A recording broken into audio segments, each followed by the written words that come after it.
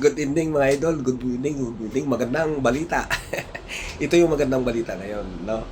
Gusto nating i-congratulate si Senator Soto, no? Congratulations! Dahil ikaw ang nagpatupad yata ngayon, no? Hindi lang yata talagang gagawin na yung fourth with, yung agad-agad. Magandang balita yan, no? Kasi kung totoong nagmamahal ka sa bansa, yan ay katutuwa mo, no, sapagkat hindi na yan dapat tularan. Hindi na dapat tularan yan. Yung impeachment na yan, dapat matuloy na yan. Agad-agad. Yan na yan. Senator, maraming thank you. Kasi wala wala akong mabibigay sa kapwa ko. Wala. Wala na, kahit wala akong madudukot, no, para ibigay sa kapwa ko. No, pero kapag ka mag-aayos, maganda, maayos ang ating bansa, maganda ang pamamahala, yun ang maitutulong natin. Kaya ang gusto kong itulong ngayon ay maglaan ng panahon para ang mga tao ay matuto sana na pumili ng tamang leader. Katulad nito, puso. Katulad ng puso ni Jesus. Yan lang.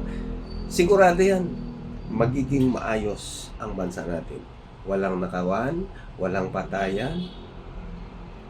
Sisikapin yan, no? Kapag maayos ang bansa natin.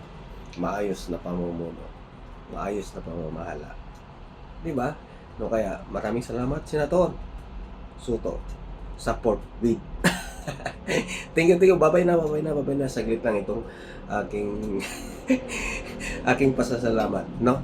Support with, no? Agad. Yan yung ating nabalitaan eh. Kaya yan ay isang pasasalamat sa isang tunay na naglilingkod sa Diyos, no?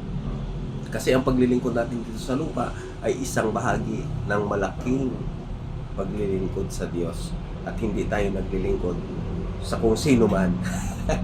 Paglilingkod sa kapwa. Pag naglingkod tayo sa ating kapwa, ayun na yung totoo na paglilingkod sa Diyos. Kasi pagmamahal sa Diyos. Pag nagmahal tayo, sabi natin, mahal natin ang Diyos, mahal natin dapat ang ating kapwa. Yan. No, kaya, babay na. Salamat, Senator. No, support with yung agad. May makukulong na. Tiyak yan, bye-bye.